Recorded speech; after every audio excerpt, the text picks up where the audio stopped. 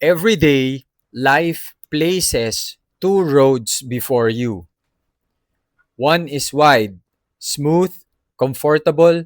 It asks very little of you. The other is narrow, steep, uncertain. It demands effort, and almost everyone is drawn to the easier road.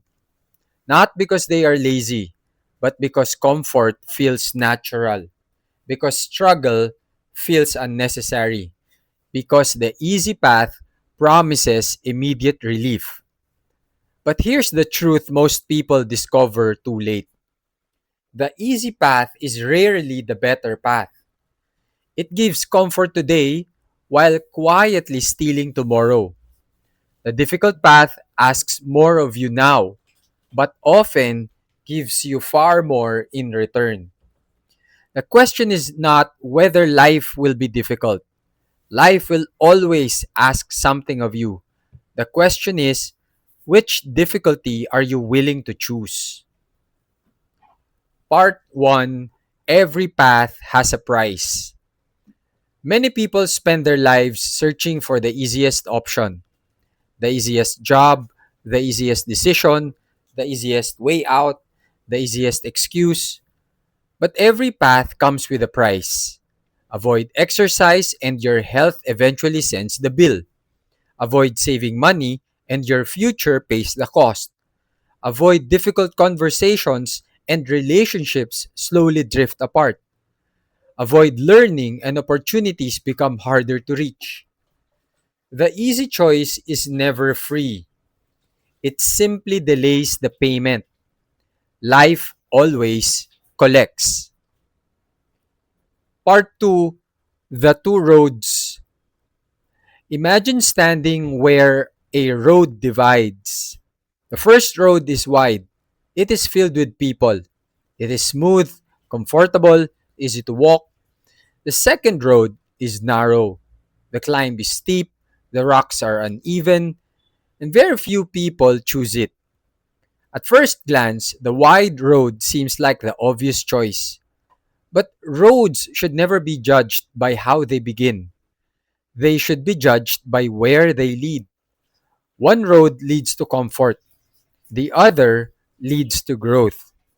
One keeps you the same, the other changes who you become.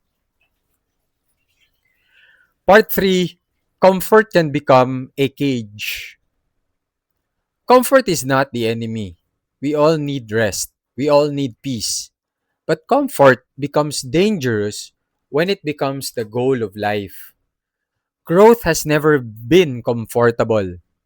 Muscles grow through resistance, wisdom grows through mistakes, character grows through adversity, faith grows through trusting when you cannot see the outcome. If every decision is based on avoiding discomfort, eventually you stop growing altogether. A comfortable life without growth can quietly become a prison. Part 4: Discipline creates freedom. This sounds backwards. Most people think discipline limits freedom. In reality, discipline creates it. The discipline to exercise creates the freedom of better health. The discipline to save creates financial freedom. The discipline to learn creates career opportunities. The discipline to forgive creates emotional freedom. Discipline asks for something today so tomorrow can give you something greater. Part 5: Choose Your Hard. Life is not easy. It never has been. It never will be. Being unhealthy is hard. Getting healthy is hard. Being in debt is hard. Living on a budget is hard. Starting a business is hard. Working for someone else's dream forever can also be hard. Having difficult conversations is hard. Living with years of unresolved silence is hard too. You cannot escape difficulty.